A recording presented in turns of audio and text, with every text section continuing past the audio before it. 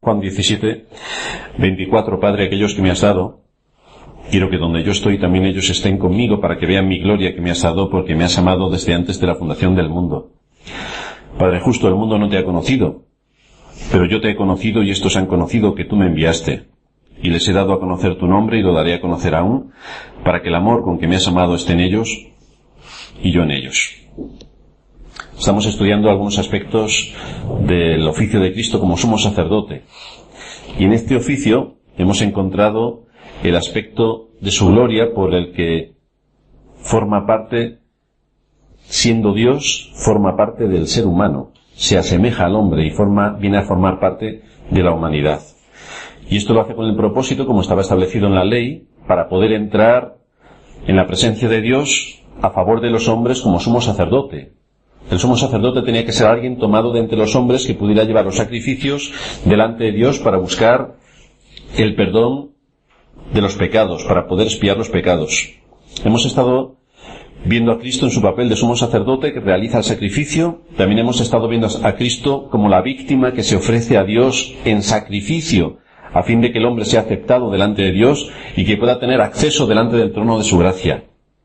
Hoy vamos a detenernos en otro aspecto de este sacrificio de Cristo, en sus funciones de sumo sacerdote. Y vamos a tomar algunos conceptos bíblicos de su sacrificio a los que hace mención la Escritura.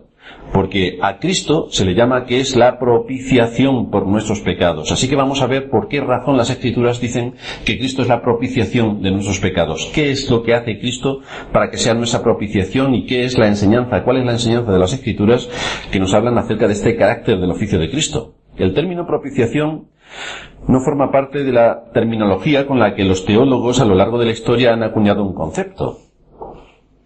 La misma Biblia utiliza ese término de forma concreta.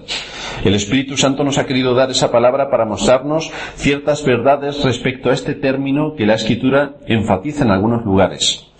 Por lo tanto, este legado que tenemos como Iglesia, el tesoro que Dios nos ha dado, por medio de las Escrituras, para que sean abiertas delante de la Iglesia y podamos todos crecer en conocimiento y en gracia delante de Dios, nos expone ante definiciones concretas y precisas para que sepamos cuál es el alcance de todo lo que Dios quiere darnos a cada uno de nosotros y a la Iglesia en general. Así que son verdades que necesitamos recordar y que necesitamos conocer para saber cuáles son las implicaciones y por qué el Espíritu Santo ha utilizado ciertos términos en las Escrituras, con qué propósito, y siempre vamos a encontrar que es para el beneficio de su pueblo y para la gloria de su nombre. Así que vamos a ver el sacrificio de Cristo como propiciación y vamos a tratar de extraer la importancia y el contenido de este término que define el sacrificio de Cristo como sumo sacerdote. En primer lugar, vamos a ver la necesidad de entender el sacrificio de Cristo como propiciación.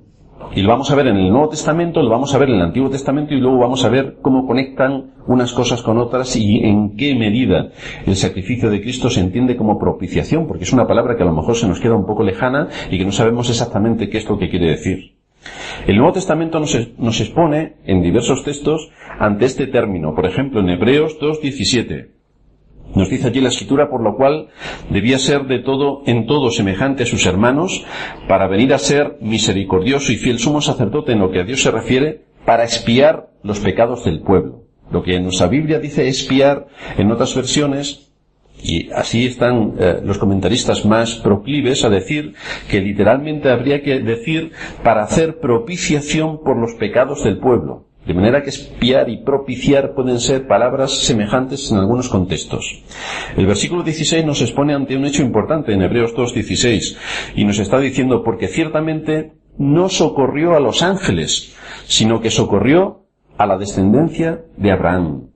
Cristo no vino para salvar a los ángeles, que habían caído siguiendo a Satanás. Cristo vino para salvar a la descendencia de Abraham, pero no a la descendencia de Abraham según la carne, sino a la descendencia, a la simiente de Abraham, que tenía su punto de partida en Cristo. Por lo tanto, el texto de Hebreos nos afirma rotundamente que Cristo no vino a hacer propiciación a favor de los ángeles, sino a favor de los escogidos de Dios para salvación que se encuentran a lo largo de todas las edades en la historia de la vida del hombre sobre la tierra. ¿Y qué fue lo que hizo Cristo para llevar a cabo la propiciación? La Escritura nos dice, y Hebreos está continuamente hablándonos sobre este asunto, que Cristo lo que hizo fue identificarse con la simiente de Abraham, ser en todo semejante a sus hermanos para poder asumir el papel de sumo sacerdote, misericordioso y fiel, del que se nos habla en Hebreos 5.1, cuando nos dice que todo sumo sacerdote, tomado de entre los hombres, es constituido a favor de los hombres en lo que a Dios se refiere, para que presente ofrendas y sacrificios por los pecados. Por lo tanto, veíamos en un sermón pasado cómo tenía que ser tomado de entre los hombres para poder ser sumo sacerdote. No podía ser un ángel. Tenía que ser tomado de entre los hombres para exponer todos los pecados delante de Dios y que pudieran ser expiados. La función del sacerdote, por lo tanto, apunta al hecho de llevar a cabo la propiciación por los pecados del pueblo, la expiación por los pecados del pueblo. De esta manera, la humanidad de Cristo lo cualifica, le da las cualidades que necesita para ser sumo sacerdote. Por eso Cristo tuvo que nacer bajo la ley, tuvo que nacer de una mujer y tuvo que ser semejante a nuestra humanidad, de manera que entrando de esta manera para ser uno más de nosotros, pudo atender al hombre en su pecado, dada la naturaleza de Dios y dada la situación en la que se encuentra el hombre, que está condenado por sus propios hechos. Así que en este pasaje encontramos cómo el oficio de sacerdote está asociado con el hecho de que tiene que hacer propiciación. Esa era la función del sacerdote. Hacer propiciación, hacer expiación, buscar el favor de Dios buscar el favor del hombre delante de Dios, buscar la paz entre Dios y el hombre.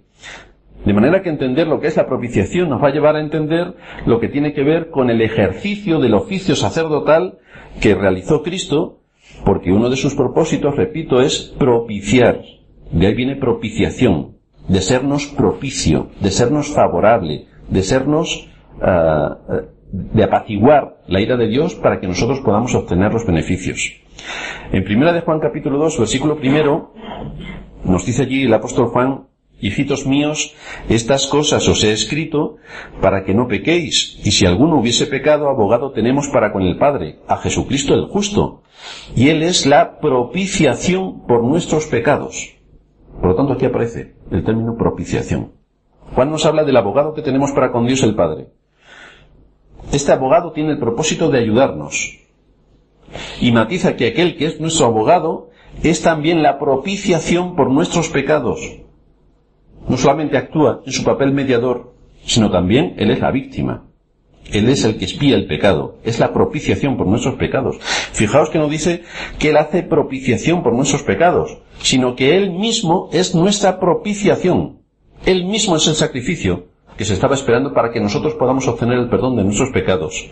Y como esta función tiene relación directa con el pecado, la función explícita de Cristo está centrada en atender una necesidad vital para el hombre, que es la salvación. Por ningún medio podemos obtener la salvación, si no es a través del mediador, el cual es nuestra propiciación, el que se pone en nuestro lugar, el que nos es propicio, el que nos es favorable. En el texto de Juan que acabamos de leer está implícita la idea del sumo sacerdote, porque nadie puede hacer la propiciación si no es sumo sacerdote. En 1 de Juan 4:10, otro texto donde aparece esta palabra: en esto consiste el amor, dice Juan, 1 de Juan 4:10, no en que nosotros hayamos amado a Dios, sino en que Él nos amó a nosotros y envió a su Hijo en propiciación, nuevamente, por nuestros pecados. Aquí se nos afirma que el amor de Dios, el Padre, se manifestó, o sea, se dio a conocer con hechos contundentes cuando envió a su Hijo como propiciación por nuestros pecados. Por lo tanto, Dios no es un Dios sensiblero. No, es un Dios que actúa con hechos concretos. Envió a su Hijo como propiciación por nuestros pecados. No fue enviado para realizar una tarea indefinida en referencia a nuestros pecados, a ver quién levantaba la mano y se quería salvar. No vino a hacer una tarea indefinida, sino para llevar a cabo un trabajo específico, definido perfectamente aquí con el término propiciación. Vino para ser propicio a nuestra situación. De manera que el amor de Dios tiene unas expresiones concretas y determinadas, y una fundamental.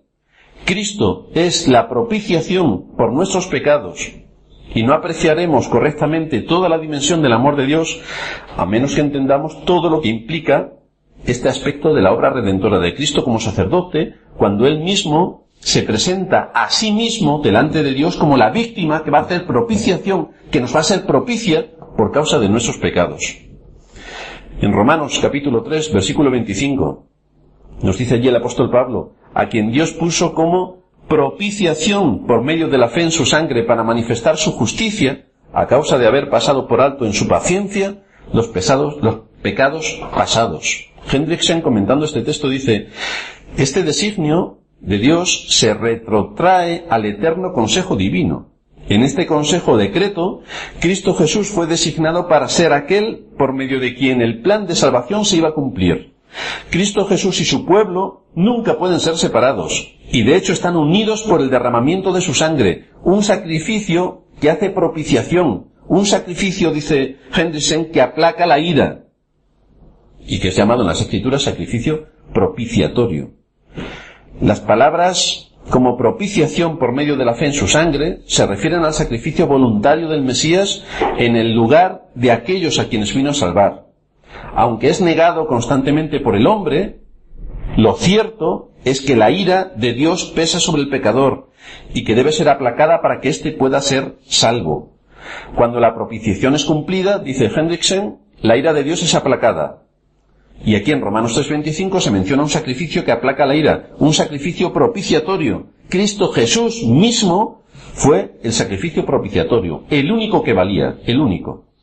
Fue el quien dio o se ofreció voluntariamente para dar su sangre, para dar su vida, para darse a sí mismo. Y lo hizo por sus ovejas, soportando la ira de Dios en lugar de ellas, haciendo así que sus ovejas fueran reconciliadas con Dios. Llevó a cabo la propiciación, nos fue propicio. La palabra griega para la cual fue elegido este término es el equivalente a sacrificio que aplaca la ira, o sacrificio por propiciatorio, según se nos indica en la Septuaginta, que es la versión griega del Antiguo Testamento, cuando entraba el sumo sacerdote al lugar santísimo y rociaba todos los elementos que había en ese lugar santísimo con sangre. Y en ese lugar santísimo estaba el arca del pacto, el arca de la alianza. Ese es el propiciatorio. La tabla que cubría el arca se le llama propiciatorio.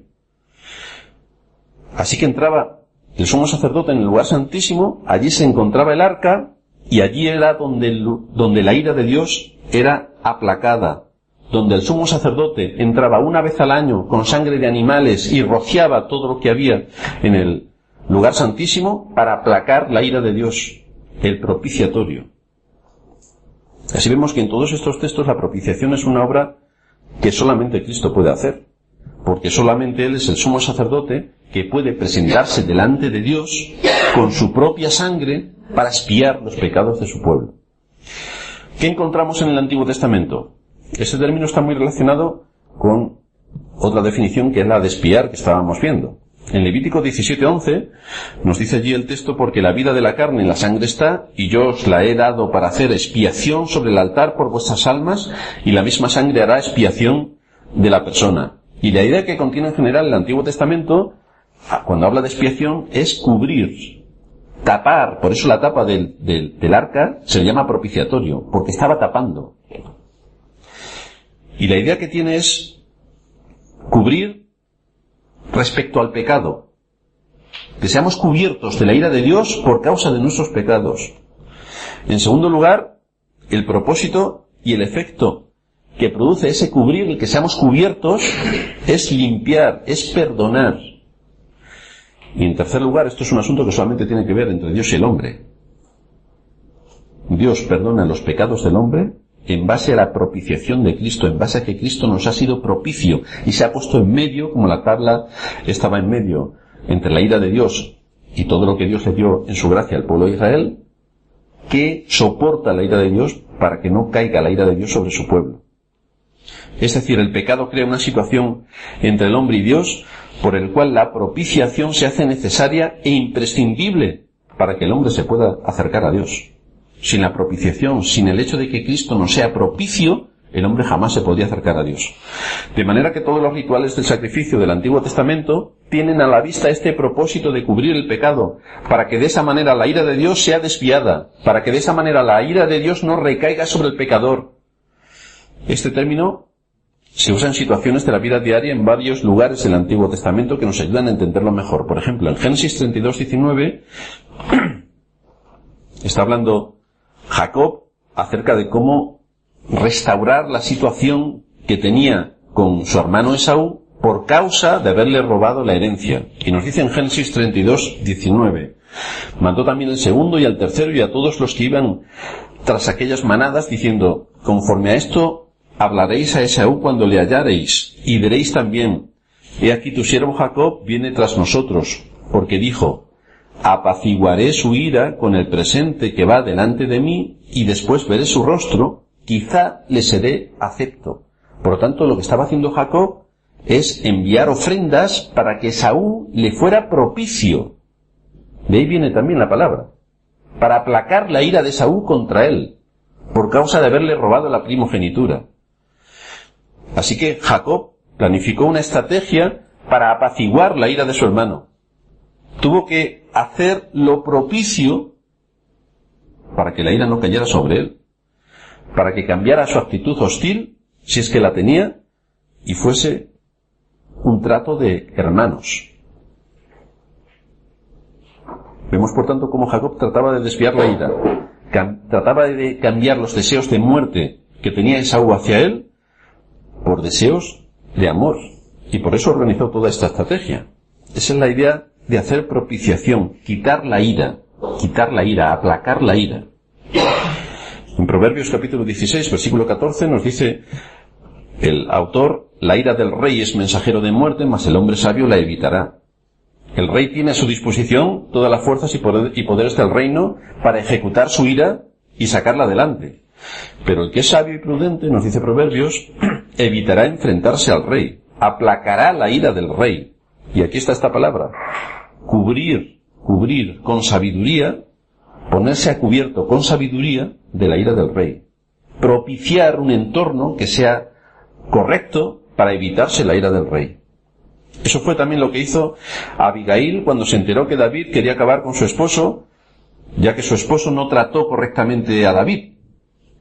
¿Y qué hizo David? Primera de Samuel, capítulo 27. Capítulo 25, perdón. Versículo 32. David iba con sus hombres para acabar con la vida del marido de Abigail. ¿Y Abigail qué hizo? Pues salió al encuentro de David para apaciguar su ira. Y dijo David a Abigail, bendito sea Jehová, Dios de Israel, que te envió para que hoy me encontrases, y bendito sea tu razonamiento, y bendita tú, que me has estorbado hoy de ir a derramar sangre y a vengarme por mi propia mano. Lo que hizo Abigail es salir al encuentro de David, y con sus argumentos apaciguó la ira. Fue propicia para que la situación no acabase en derramamiento de sangre. Abigail supo cubrir a su marido de la ira de David. Fue propicia, hizo propiciación. Se puso en medio para que la ira del más poderoso no recayese sobre quien casi no podía defenderse. Estos ejemplos nos sirven para que tengamos una idea de cómo debemos entender este término tan importante que define y llena de contenido el sacrificio de Cristo, cuando dice la Escritura que Cristo es nuestra propiciación. Tiene que ver el sacrificio de Cristo con pacificar, con desviar la ira, con quitar de en medio el enojo justo de Dios contra el pecador por causa de nuestros pecados. Esto es lo que hace Cristo al ser nuestra propiciación. De manera que con todas estas ideas que hemos recabado acerca de la palabra propiciación en el Nuevo Testamento y en el Antiguo, nos podemos acercar para entender mejor todo lo que implica esto con el sacrificio de Cristo. Lo que está diciendo el término propiciación, lo que hace el sumo sacerdote, es que es Él quien nos cubre, por eso nos es propicio, quien nos cubre, quien hace desviar la ira de Dios que debía recaer sobre nosotros a causa de nuestros pecados, y quien se pone en medio entre la ira de un Dios 3 veces santo y justo y el pecador. Eso es lo que Cristo hace. Actúa como propiciación, como la tabla que se pone en medio, como el que cubre a su pueblo. Él nos es propicio al asumir sobre sí mismo la ira de Dios. Él nos es propicio al asumir sobre sí mismo la condenación que merecíamos, aplacando de esta manera la ira de Dios y satisfaciendo a la vez la justicia de Dios, porque Él asume sobre sí mismo todas las imputaciones que había contra nosotros, dice Pablo, y que nos eran contrarias. La propiciación que llevó a cabo Cristo tiene un gran alcance también. Por un lado, la ira y el enojo de Dios, que con justicia se debe aplicar sobre el hombre por causa de sus pecados, es desviado a la persona de Cristo. Y de esta manera Dios puede desplegar sobre el pecador su gracia. Todo el bien y el favor de su gracia se despliega hacia el pecador. Así que tenemos este doble efecto de la muerte de Cristo. Por una parte, impide que la ira de Dios caiga sobre nosotros y nos condene eternamente, y por la otra, nos une a sí mismo para presentarnos delante de Dios y obtener la multitud de sus beneficios. No solamente aquí en esta tierra, sino la vida eterna y el poder estar con nuestro Señor. Dios no es un espectador de lo que pasa en el mundo y de lo que hace cada hombre, y se queda tan tranquilo viendo ver cómo todo se desarrolla.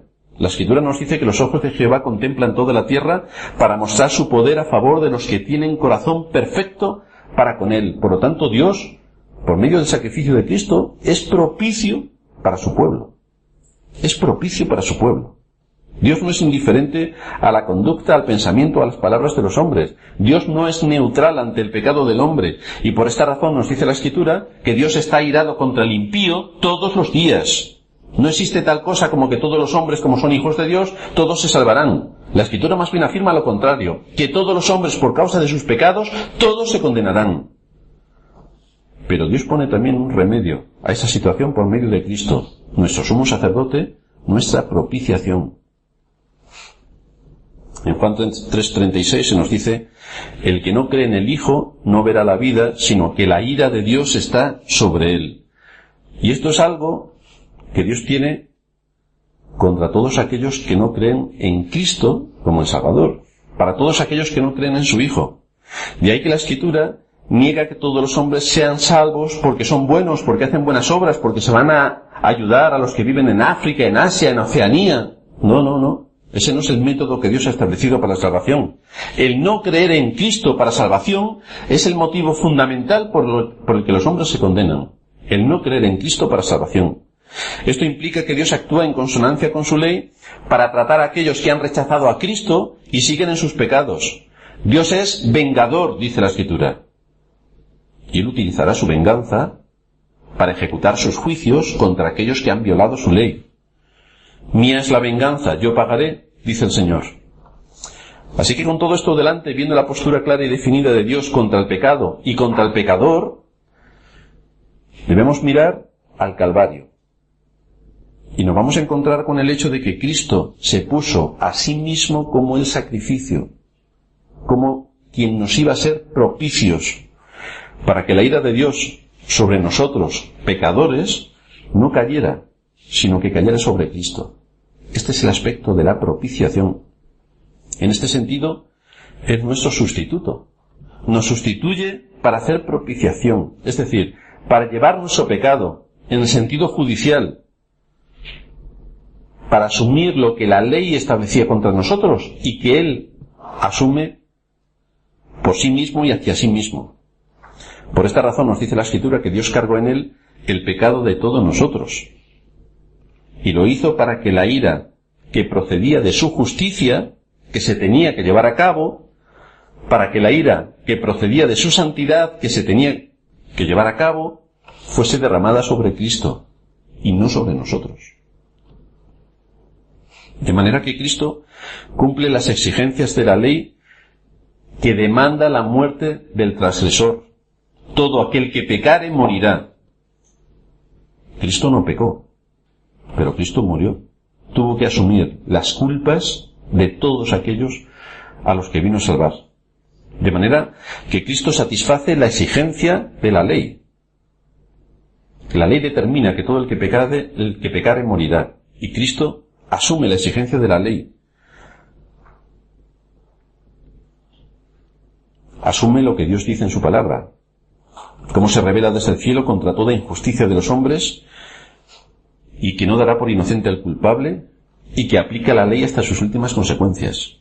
Todo esto en Cristo lo hemos obtenido.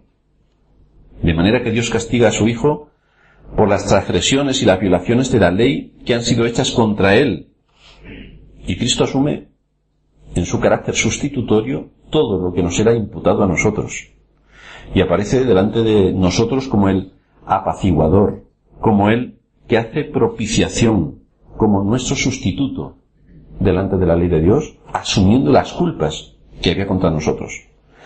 Así que podemos entender cuando la Escritura nos dice que Él es la propiciación por nuestros pecados, que Él es quien nos cubre de la ira de Dios, que Él es quien desvía la ira de Dios, que es quien asume el rigor de la ley de Dios y su condenación, que es quien la lleva a cabo sobre sí mismo, y es quien satisface la justicia.